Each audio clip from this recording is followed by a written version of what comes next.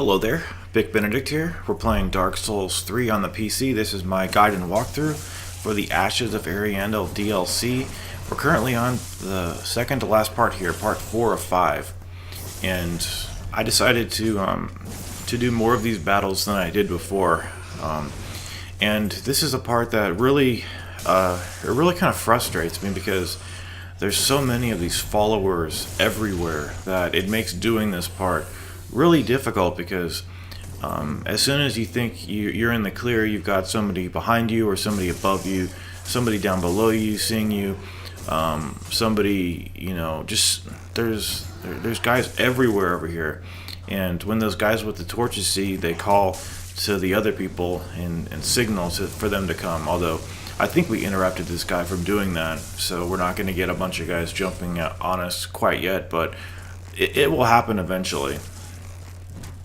So I wanted to thank everybody for maturely handling the situation that we had on my channel where I just wasn't doing too right by you guys. So I'm trying to fix that, trying to amend the problems of the channel, which is to say, I'm trying to make sure that you guys are comfortable commenting and that I don't delete the videos and your comments get lost and it's like you're commenting for nothing. So I apologize about that. So try my best to make sure that you guys have confidence when you comment because I want to make sure that that's the case. So what we're going to be doing is just running around these snowy rocks over here and these pathways to find a couple of trees that we need to push down and open some shortcuts for ourselves. And then the boss of this DLC is pretty damn tough. And I've said before, I've said it on Twitter that I was kind of joking on Twitter that I think boss fights should be removed from games. But if you did that, then you're gonna hear it in the next video too. Just don't take me seriously when I say that, guys. I was bitter about this boss fight because it's so difficult. Most boss fights, true, I don't like. I really don't. But there are many boss fights that I do enjoy doing, and it's mostly the boss fights that I'm not good at that I don't like. And I think that's logical. I mean, it makes sense. We're also going to be taking on the Millwood Knights over here. There's 3 of them in this zone. And here's the first tree. So just knock this one over. What the fuck was that? I have no idea what hit me. It didn't look like there was anybody over here throwing anything at me. I think the tree, when it came down, it hit me a little bit. But if you run over here, there's a lift, and we're going to take this down.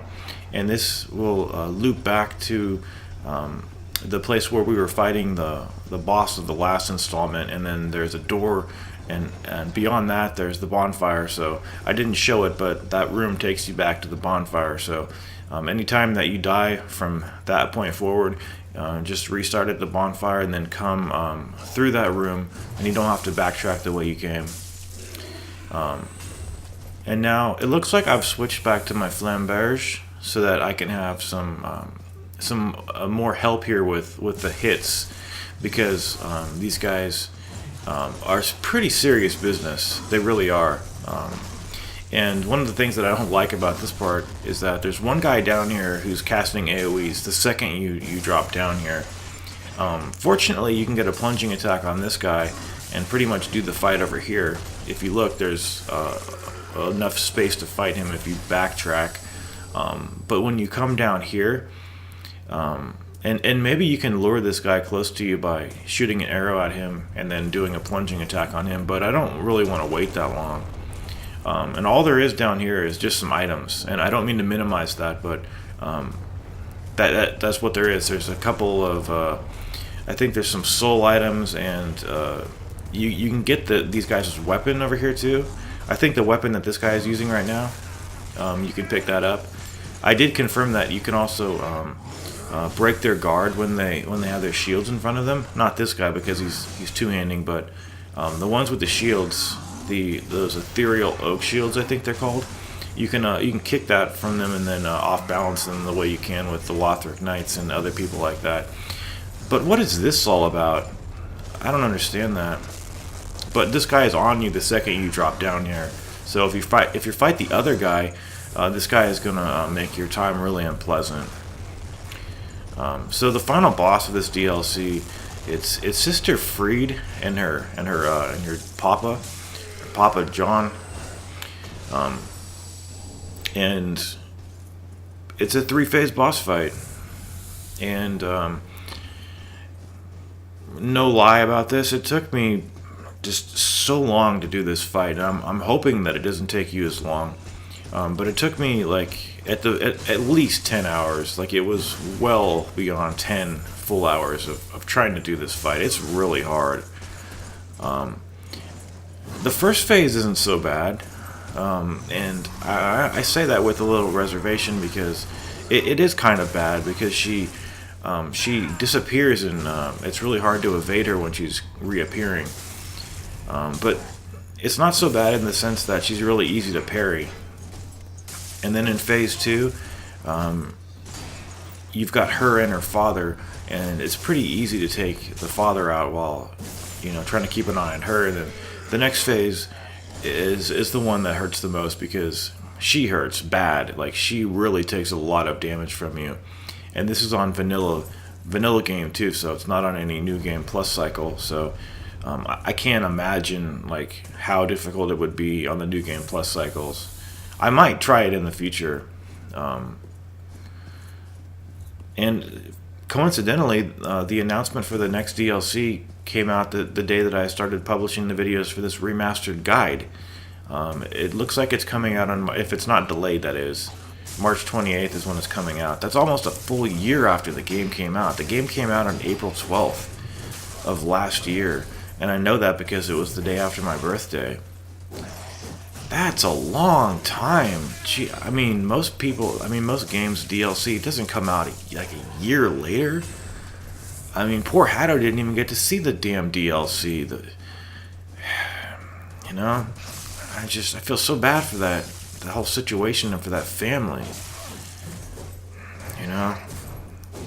It happens, it's part of life, but that's a pretty hard part to deal with, if you ask me.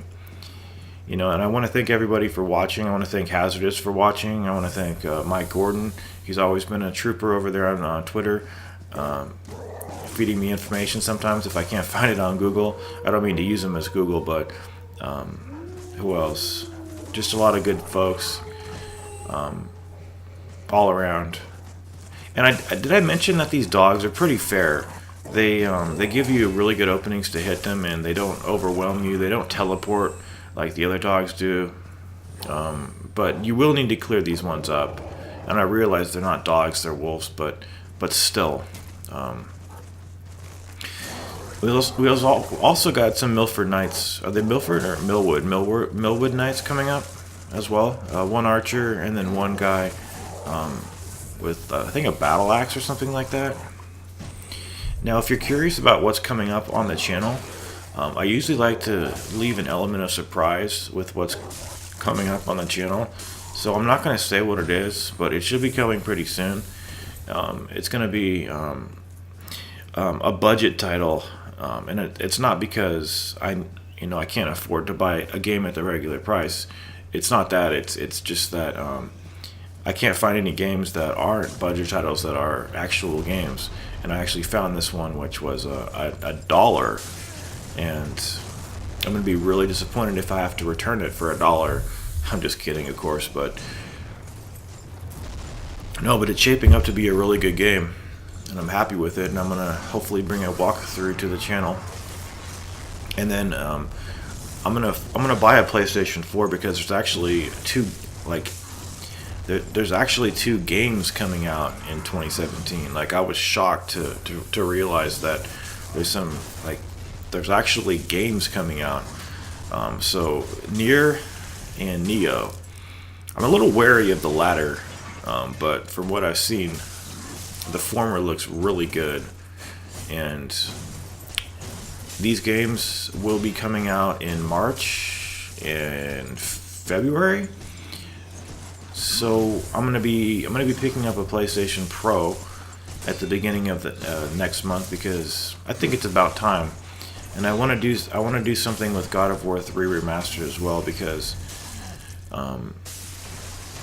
I've never ran that game at 60, so I want to finally run it at 60. The last capture card that I had wasn't capable of 60, so the one that I have now is, and it's going to be a really treat to be able to play that at 60. Anyway, so we're coming up here, and then there's one more tree that we have to knock down, and then there's some really disgusting flies coming up over here. We've already seen intimations of them. They've been ice flies, I believe, like every other enemy in this DLC has been. And there's actually a path do you remember the Grave Tender boss fight that we did in video 2? Well, you can actually get to him, at least his arena, from over here somewhere. Like, you can physically go there through the game world without warping, so I can't remember where it is. If anybody can point me in the right direction over here, because I know I found it the first time I played, and it basically involves descending a bunch of tree branches like we did in the second video. Now, over here, you're going to be throwing a lever or a crank, and the first time I ran through this DLC, I couldn't figure out what to do over here, so I had to look online, and apparently there's something you have to turn over here, which is that crank. But these flies are so disgusting. Like, I can normally handle shit like that, but seeing those flies is really disgusting. There's an illusory wall over here, and this will take you back up here. Honestly, there aren't many illusory walls on this DLC. Now that I think about it, there's just a really small amount of them. But anyway, like I said, we're going to be doing the final bosses in the next video. They are my raw impressions, so I wanted to leave that commentary on there. I am redoing this commentary, but just remember to take my condemnations about video game bosses very lightly, because I wasn't too serious about it. But anyway, guys, take care.